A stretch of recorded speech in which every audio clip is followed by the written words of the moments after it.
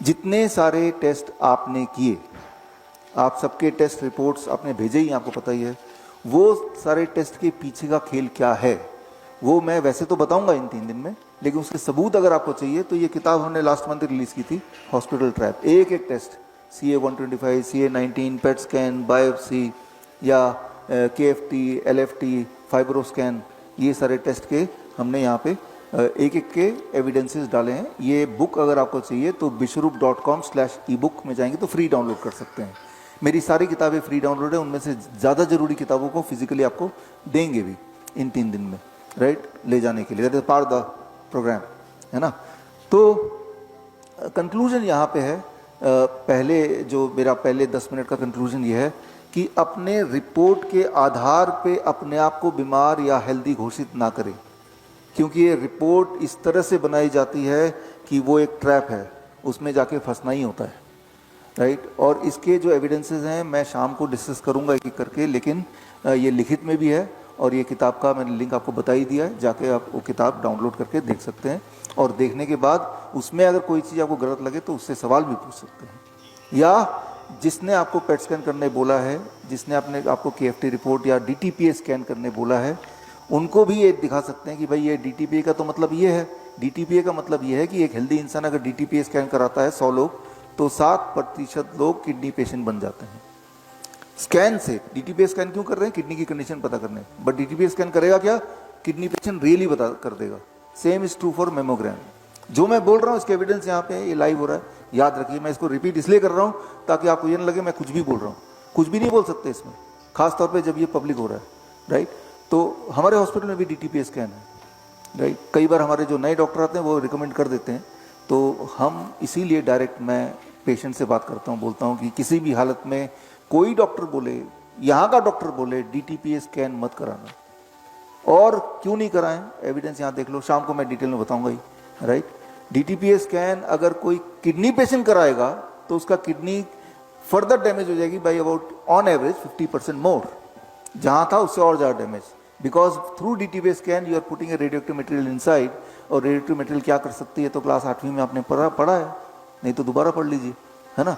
तो कंक्लूजन यहाँ पे, पहला कंक्लूजन आपका आज का जो पहला कंक्लूजन है, जिस पे चर्चा शाम को भी चलेगी, आपके सवालों के बाद भी चलेगी, लेकिन पहला कंक्लूजन मैं ये बोलना चाह रहा हूँ कि अपने टेस्ट रिपोर्ट को आधार मत बनाइए ये डिसाइड करने के लिए आप ठीक हुए कि नहीं हुए। तो आधार किसको बनाए? अपने शरीर के सिम्टम को। मान लो आपको चेस्ट में पेन है, राइट, तो कैसे पता चलेगा आप ठीक हो गए? जिस दिन वो पेन चला जाएगा। मान लो आपको बार बार इनहेलर लेना पड़ता है, नहीं तो आपकी सांसें फूलती हैं, सांसें नहीं आती हैं, तो कैसे पता चलेगा आप ठीक हो गए? जब इनहेलर की जरूरत नहीं पड़ेगी। तो क्लियर है, इसमें टेस्ट की कोई और रेफरेंस की जरूरत नहीं, you don't need any more reference, है ना। मान लो आपके पैरों में सूजन है, किडनी असली में खराब है, तो पैरों में सूजन है, यूरिन आउटपुट कम हो रहा है, पेशाब में झाग आ रहा है, तो कैसे पता चलेगा किडनी ठीक हो गई? जिस दिन आप देखेंगे पैरों में सूजन नहीं है, यानी कि ठीक हो गई होगी। जिस दिन देखेंगे यूरिन आउटपुट आपका बढ़ गया है, पेश और झाग आना बंद हो गया है, तो इसका मतलब ठीक हो गए होंगे, है ना। तो आधार क्या बनाइए, आपका शरीर भी आपको डायग्नोस्टिकली बता रहा है बार बार कि वो क्या फील कर रहा है, उसको पहचानिए, राइट। और अगर आपके अंदर ऐसी कोई सिम्टम अभी नहीं है तो इसका मतलब आपने यूं ही पे करके यहाँ भर्ती हो गए, ठीक है ना। अच्छा है हमारे लिए, राइट, कि आपको ऐसा लग रहा है कि आप ऐसे हैं कुछ पेशेंट, राइट, जो पेशेंट हमारे हिसाब से तो नहीं है, लेकिन वो उन्होंने ऐसा सोचा कि वो पेशेंट है तो वो यहाँ पे आए। अच्छी बात है, आपको कुछ एजुकेशन मिल जाएगी, है ना।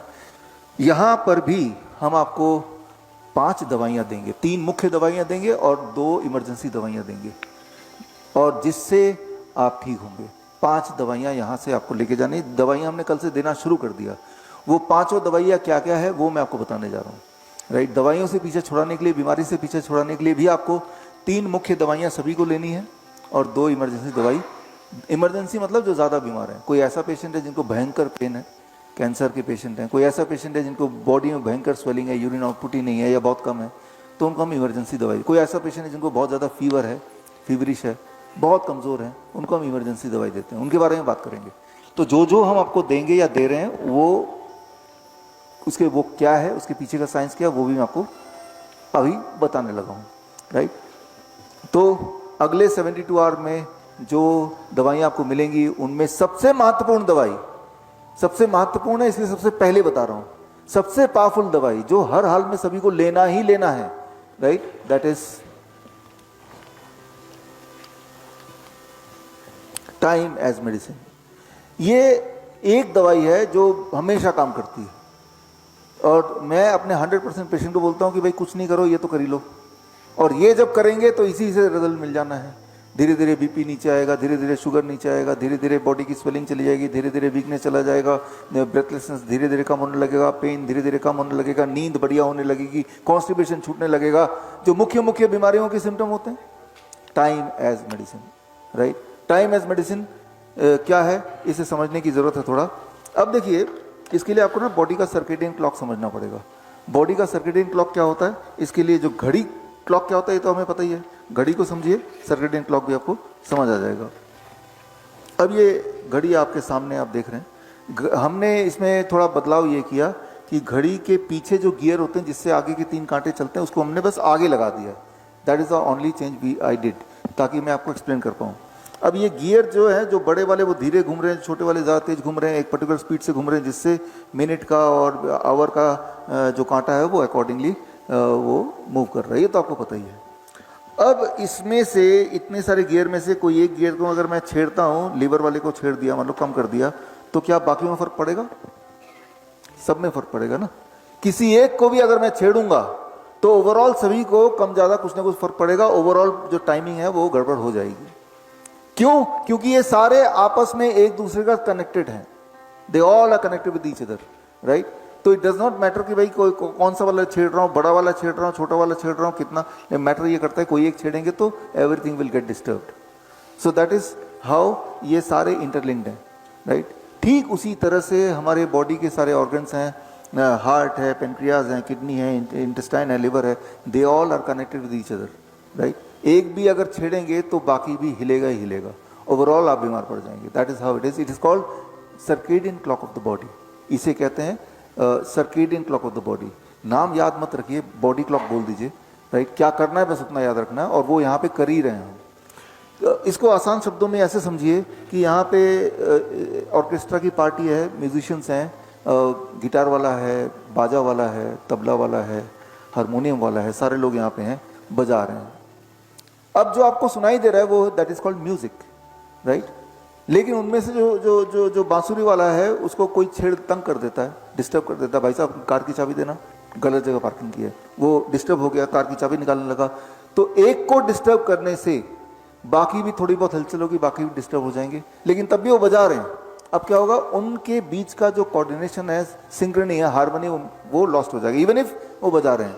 अब जो आपको सुनाई देगा that cannot be called as music, that can be called as noise। तो नॉइज और म्यूजिक में कितना फर्क है? नॉइज में भी वो सारे लोग बजा रहे हैं और म्यूजिक में भी सारे लोग बजा रहे हैं।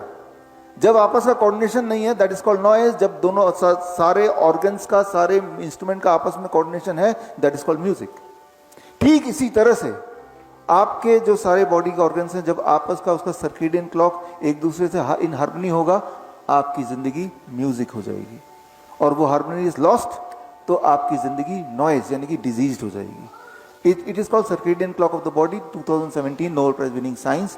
इसको हमारे बॉडी के आपस के जो कोऑर्डिनेशन है उसे कैसे ठीक करना है, उसे ठीक करते ही सारी बीमारियां ठीक होती हैं, और जब भी कोई बीमारी होती है उसके बिगड़ने से ही होती है, राइट। इसकी और डिटेल में जाना है तो ये किताब है, ये किताब bishru.com/ebook। लेकिन इंपॉर्टेंट है कि करके देखिए, कल तक रिजल्ट दिख जाएगा। टाइम एज मेडिसिन करना क्या होगा, आपके बॉडी के सारे ऑर्गन का आपस का हार्मनी को कैसे ठीक करना होगा, उसके लिए टाइम एज मेडिसिन सिर्फ इतना करना है जो यहाँ आपने करना शुरू कर दिया है कि अपना डिनर आपने 7 बजे तक फिनिश करना है, राइट। 7 बजे तक अपना डिनर फिनिश करना है, फिर कुछ नहीं खाना है। आप यहाँ देखिएगा, ब्रेकफास्ट 9 बजे हुआ ना आपका, और डिनर 7 बजे, टोटल टाइम ऑफ ईटिंग कितना हो गया? 10 आवर्स। तो टोटल आवर ऑफ फास्टिंग कितना हो गया? 14 आवर्स। तो जब आप अपने टाइम ऑफ ईटिंग को स्क्वीज करते हैं तो आपका बॉडी का सर्केडियन रिदम ठीक होने लगता है। तो हमें ये पता है कि किसी भी तरह से आपका आखिरी भोजन हम 7 बजे करा ही देंगे, तो यानी कि और ब्रेकफास्ट हम 9 बजे से पहले देंगे ही नहीं, ये तो हमारे हाथ में है। तो हमें पता है कि ये टाइम एज मेडिसिन हो जाएगा, राइट। इससे आपका बॉडी क्लॉक ठीक होने लगेगा और हमें कुछ दिनों में 2-4 दिनों में रिजल्ट दिखने लगेगा। अगर सिर्फ ये इकलौता यही करेंगे तो भी, है ना, तो ये हमें कॉन्फिडेंस है, बिकॉज हम देखते हैं पेशेंट्स को, इसलिए हमारा जो किचन है वो 7 बजे के बाद बंद कर दिया, तो कुछ खाने को मिलेगा नहीं। एक छोटी सी बात से समझिए इसको, चूहे जो होते हैं उन, आपने देखा होगा आधी रात को अगर किचन में कभी जाते हैं पानी वानी पीने के लिए, तब चूहे की कुतरने की आवाज़ एक्टिव होते हैं चूहे। क्यों? Because they are known as nocturnal animal, they are known as nocturnal animal. वो रात को ही एक्टिव होंगे, रात को ही खाएंगे, रात को ही खाना ढूंढेंगे, दिन में नहीं करेंगे, दिन का आराम करेंगे। भगवान ने उनको ऐसे ही बनाया।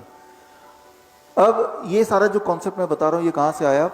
कई एक्सपेरिमेंट में, उनमें से एक एक्सपेरिमेंट बात करते हैं कि चूहे ले लिए गए खूब सारे, 100-50 चूहे एक ग्रुप, 50 चूहे दूसरे ग्रुप। 50 चूहे को, जो ग्रुप ए, उनको खाना उसी टाइम दिया गया रात होने के बाद जो उनका नेचुरल टाइम ऑफ ईटिंग है, और ग्रुप बी को खाना दिया गया दिन में जब सूरज उग गया, और अगर कुछ खाना रह जाता शाम तक सूरज ढलने के पहले तक तो वो हटा लिया गया। यानी कि ग्रुप ए, उनको खाना उसी टाइम मिल रहा रात को खाने के लिए, और ग्रुप बी के पास कोई चॉइस नहीं, खाना सिर्फ दिन में मिलेगा, खाना वही है। जब ऐसा 1 महीने तक किया गया तो ग्रुप बी, जिनको खाना जबरदस्ती सुबह दिया गया दिन में, उनमें बीमारी आने लगी, ब्लड शुगर बढ़ गया, ब्लड प्रेशर बढ़ गया, ट्यूमर मार्कर बढ़ गया, और वो सुस्त पड़ गए, और एक आध कुछ मर भी गए। तो सिर्फ टाइम चेंज करने से सारा उनको बीमार करना पॉसिबल है। और जो जिंदा रह गए, जब उनका टाइम ओरिजिनल टाइम कर दिया गया रात वाला, तो उनकी बीमारी उससे कई गुना स्पीड से रिकवर होने लगी। तो यानी कि अपने बॉडी के सर्केडियन क्लॉक को बिगाड़ना या अपने बॉडी में बीमारी को लाने का सबसे आसान तरीका है कि डिनर 10 बजे कर लो, हो सके तो रात के 12 बजे आधी रात को करो, तो इंसान बड़ी तेजी से बीमार हो सकता है, बड़ी तेजी से हो सकता है, जैसा कि लोग करते ही हैं। बड़ी से बड़ी बीमारी का आसान से आसान इलाज घर बैठे ही हो सकता है। अधिक जानकारी के लिए कांटेक्ट करें नियरेस्ट डॉक्टर BRC clinic@home।